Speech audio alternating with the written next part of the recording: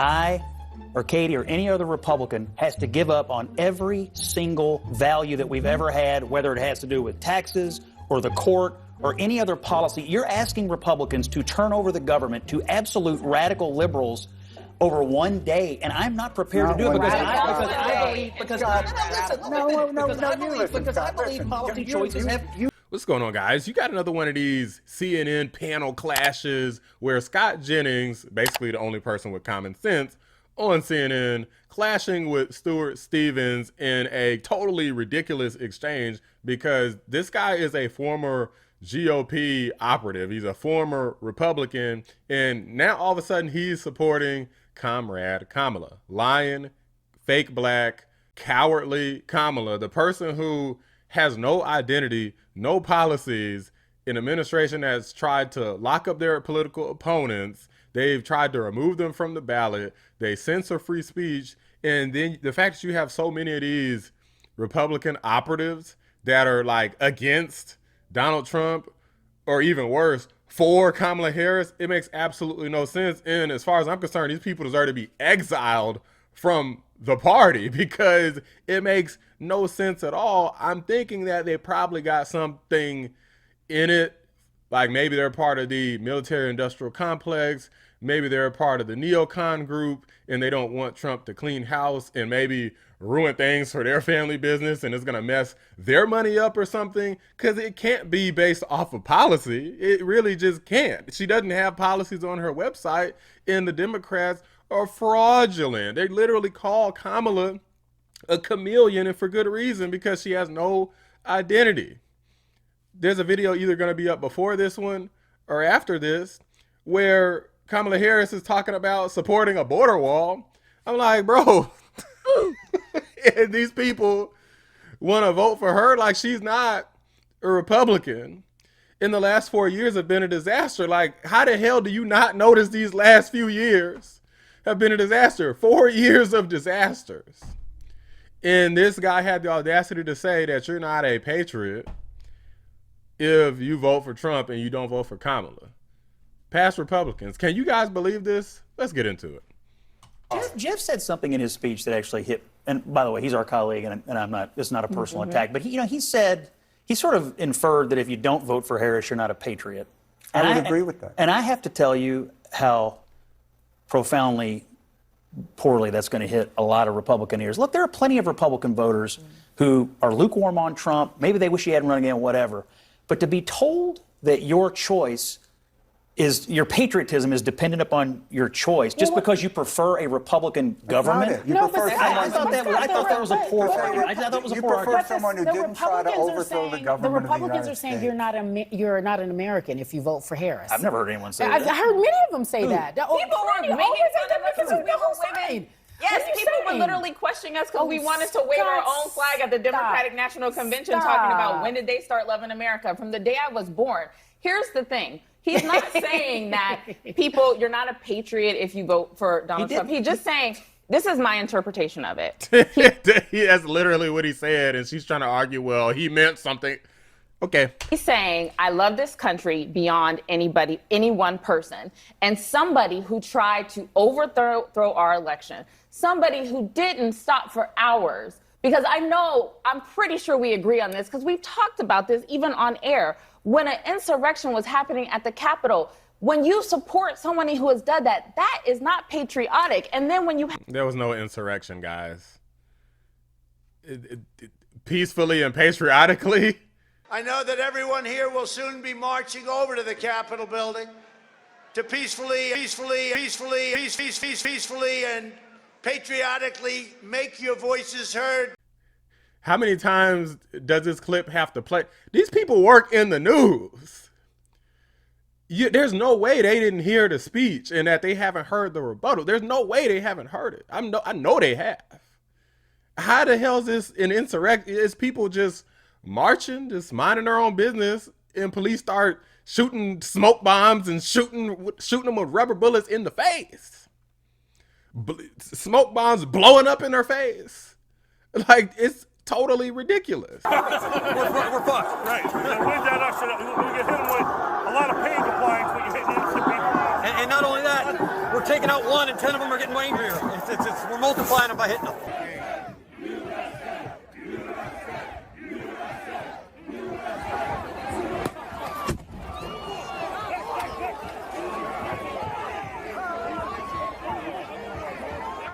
Yep, they're deploying flashbangs on us.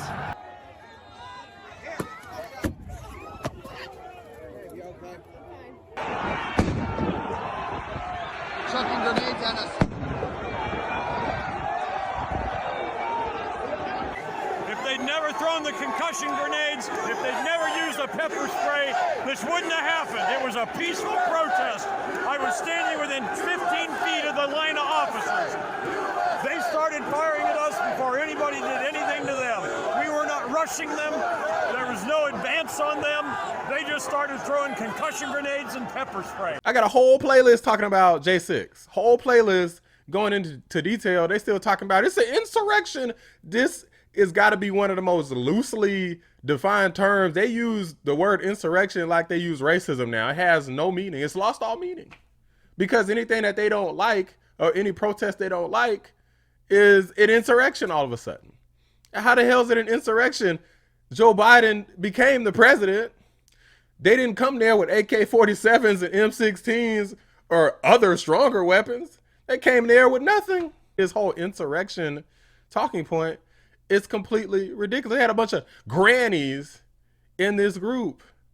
It wasn't a bunch of military men, militia men ready to take over the government. That is completely false. Had that be your party's nominee, sometimes you just gotta call a spade a spade. Because that happened does not mean I or Katie or any other Republican has to give up on every single value that we've ever had, whether it has to do with taxes or the court or any other policy. You're asking Republicans to turn over the government to absolute radical liberals over one day, and I'm not prepared to do it because I believe policy choices I believe they matter to the future of the country. And what policies are you endorsing if you endorse Kamala Harris? I'll tell we you still what you don't are know endorsing fully. if you endorse Let me finish real Donald quick, Trump. please. We still fully don't know. Are we going to get the 2019 Kamala Harris, who came out of California and had all these liberal positions, that she wanted to ban fracking, that she supported the Green New Deal, and now we're hearing from advisors and mixed things. Oh, maybe she doesn't, maybe doesn't. Are we going to have 2019 Kamala Harris from California? Or are we going to have a new Kamala Harris who wants to win swing states and the position? We already know who we're getting. We're getting 2019 Harris after she manages to steal the election and take office. If that were to happen, which I don't think it will, but it's a possibility. But as for the time being, she's going to say whatever the hell it takes to get in office. And that's what the radical left has become. And the sad thing is a lot of their voting constituents do not care. They're fine with it as long as they win.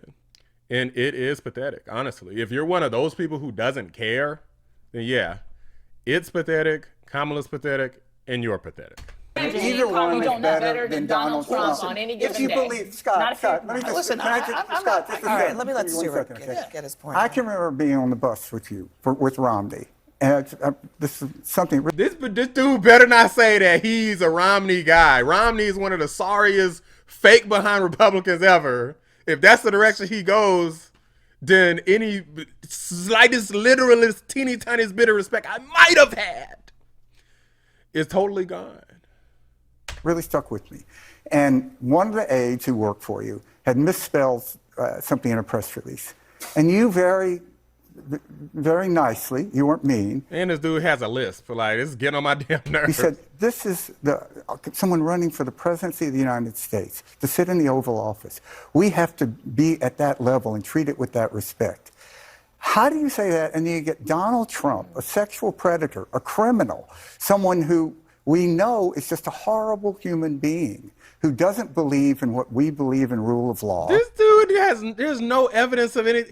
This dude like is taken over by the radical leftist fake news or something. Like there's no evidence of him being some sort of sex predator and just bad person and no respect for the rule of law. What the hell is this dude talking about? He was just with the men and women of the military at this National Guard event just yesterday. Kamala's running mate, his nickname is Tampon. Tim, but I wouldn't say that. Because this group is a little more low-key than the ones I'm used to speaking before.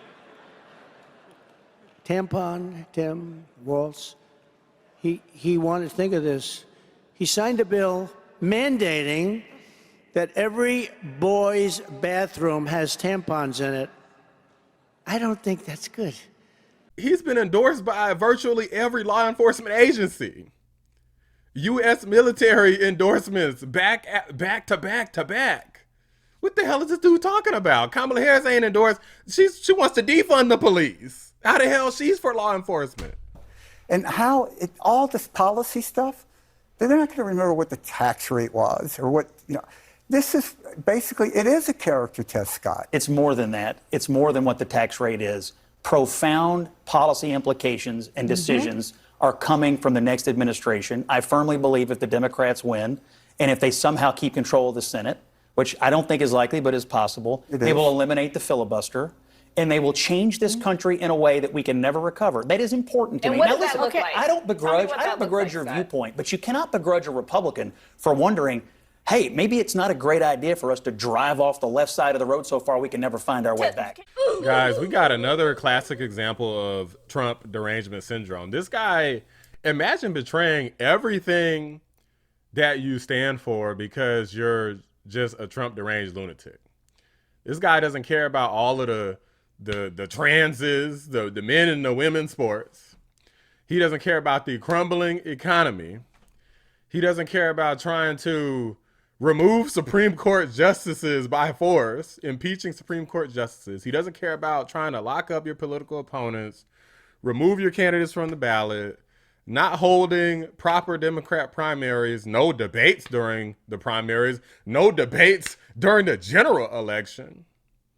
This guy doesn't care about any of that stuff. Electric vehicle mandates, failing education system, crime all over the place, lying about the crime numbers, lying about the job numbers. He doesn't care about any of that, but he does care about Donald Trump's insurrection that everybody basically is made. This was a glorified pep rally. This was like your mom going to the Capitol and a bunch of other people that's similar to your mom going there. And then the police start shooting, the Capitol police start shooting and throwing smoke bombs, and a couple guys who were there fighting back like, hey, you blew up smoke bombs in my wife's face, in my mom's face. I'm mad. That's all that was. It wasn't even a riot originally. And then this lady tried to say it took hours and hours. Donald Trump tried to shut it down in like 20, 30 minutes. Why did it take you 3 hours to tell them to go home? I don't believe it did. Oh, let me pull it out. I have to pull it out. On January 5th, the day before, I said, please support our Capitol Police and law enforcement. They are truly on the side of our country. Stay peaceful. Stay peaceful. This was the day before. If you look, January 6th, this is before 2:30. I am asking for everyone at the U.S. Capitol to remain peaceful. This is right after, as it was happening. But what happened is they took it down. I am asking, and we didn't know until I got it back, because now I have 90 million people waiting for me to go back, but I'm on truth and I'm staying on truth. Listen, I am asking for everyone at the U.S. Capitol to remain peaceful. No violation. We want no violation. We want no violence. Remember, we are the party of law and order. Respect the law and our great men and women in blue. Thank you. That was at 2:30. That was very early. Mr. President, I looked at the same timeline that you did. No, I know, but you didn't report that. You know why? Because it was taken down. We did report it. I was reporting that day. It was taken down and it wasn't. But when it was. But because of that, these people desperately hang on to that. This is really all they got. If you ask me, they need to talk about this more because they damn sure don't win on policy positions. You're not a true patriot if you don't care about Democrat policies because you just hate Donald Trump. If you overlook everything that the Democrats are doing, and then you could point out like one thing that you think Trump did wrong, but you got like, I listed a bunch of things that the Democrats did wrong. If you just overlook everything the Democrats do and just look at one thing Trump did wrong, like, nope, there's too much. I can't vote for Trump. Can't vote for Republicans. Kamala, of all people, needs to win. Like one of the most radical leftists, actually the most radical leftists that we ever had running for president, in history? You're a conservative, so-called, and you were trying to get one of the most radical leftists ever in the history of America trying to get her into the office. And I'm pretty sure you probably got some kids running around. You probably got kids, grandkids, cousins, uncle, you probably got all kinds of stuff going on. The future of America is at stake, and you worried about insurrection where people showed up to the Capitol with no weapons, where the only person killed is one of the protesters. This is what this guy's concerned about. This is why this election needs to be won. These people are Trump deranged. Their brains turn to soup. It's radical. They fell for the fake news propaganda. Everybody knows that these people on the news make stuff up. They roll with whatever story they think is going to get them the most views. They have their own political agendas. They're biased as hell. And this dude is sitting up here being one of the little propagandists, one of the little puppets. He's putting his life on the line, nearly died just a few weeks ago. It wasn't long ago. Nearly died. Nearly got assassinated. And it's because of dumbasses like you. You should be ashamed of yourself, Stuart. It's not people like me and my viewers who aren't the patriots. You're the one who's not the patriot. You're the one who doesn't care about this country. And you're the one who would sooner see the country destroyed than overcome your Trump derangement. Let me know what you guys think. Drop a like on the video. Subscribe to the channel if you're new. I appreciate you watching the Black Anomaly Rising channel. I'm out. Kamala and Crooked Joe purged 8,000 service members from our military for refusing their COVID vaccine mandate. They refused to do it. We didn't want a mandate. The mandate, you just can't do that. I will rehire every patriot who was fired from the military with an apology and with back pay. They will get their back pay and an apology from our government.